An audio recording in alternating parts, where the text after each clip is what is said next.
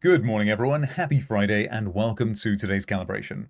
Before we begin, please join me in wishing a very warm welcome to our two new members, Marcus and Chris. Great to meet you both, and welcome to Unshakable Entrepreneurs.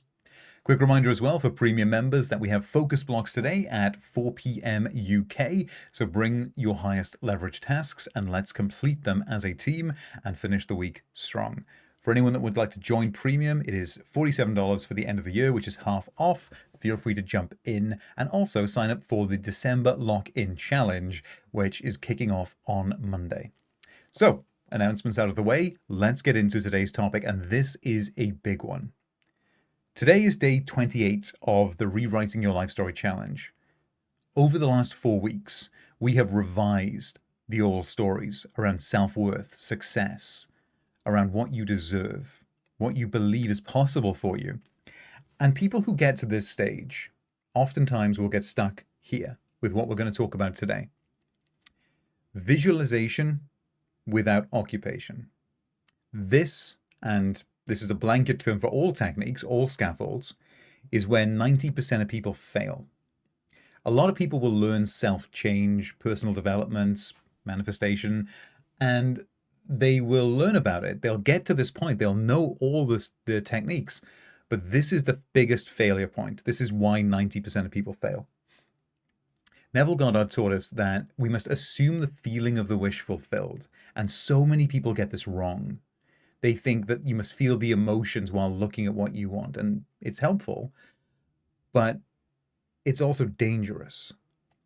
Now, in Feeling is the Secret, Neville explicitly said that the feeling he refers to is not emotion. It is the present tense feeling of ownership. Right? Emotion is the byproduct. Emotions emerge in response to stimulus. But understand this, because this is the difference. This is the key between success and failure. The subconscious only accepts the state, the identity that you're occupying right now. This is where people go wrong. Visualization without occupying the identity is merely observation. It actually goes deeper than that and reinforces separation. You're looking at the desire as the person who doesn't have it, reinforcing the fact that you don't have it. If you imagine the goal from that perspective, if you picture the money, the clients, the business, the relationships, even a better body, right? However you define better. From a position of I want, the subconscious registers only one thing: I do not have. This is what Vadim Zeland says in Reality Transurfing. He says, excess potential. When you want something, you directly imply you don't have it and create space between it. And the more important it is, the greater the space. The mind operates in present tense. It doesn't understand later or soon or the ubiquitous one day. It only understands I am. And if you go back through history, everyone has said this. Everyone who really gets this has said the same thing. From Neville Goddard to his mentor Abdullah, my favorite, to Plato even. And if we go back as far as the Kybalion, the teachings of Hermes Trismegistus, right, as within, so without, they all point to this one truth. It is what is true within, the self that you are occupying, that changes the external. It isn't the scaffold, it isn't the technique. So if you visualize from the position of I would like to, but I do not, you are reinforcing separation and will forever be stuck in that loop until you change who you are being. That is why techniques fail. So this is the harsh truth, right? This is the lesson I want you guys to really understand. You can affirm all day, every day. You can visualize, you can script, you can watch YouTube videos 24/7. But if you don't change, nothing changes. It is as within, so without, as in heaven, so on earth. That is the order of operation. The technique, if it's used from the position of I am not, and I'm using a technique to try and get, it actually becomes evidence of separation, evidence of wanting. And this is why people can do this for years and never achieve, quote unquote, anything, because they strengthen the identity of lack whilst thinking they're moving towards abundance. They think they're doing it, but they're actually reinforcing lack. Do you see how dangerous that is? It's important to know that the technique has no power of its own. It is simply a vehicle or a scaffold for the identity. That is the key. Once the identity shifts, then that picture, that visualization stops being a future tense projection, implying I don't have it now. I call this window shopping for your own life, right? Because you're looking at it, but you're never being it.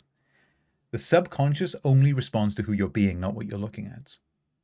Because when you're looking at something, it's always who is looking at it that matters. So today's lesson, today's work is simple.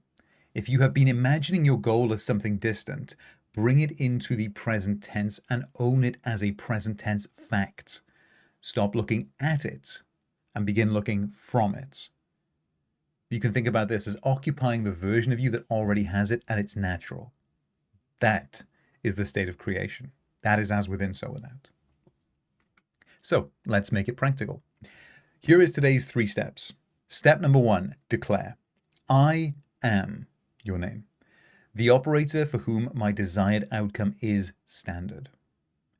My identity sets the tone. My identity is who I am.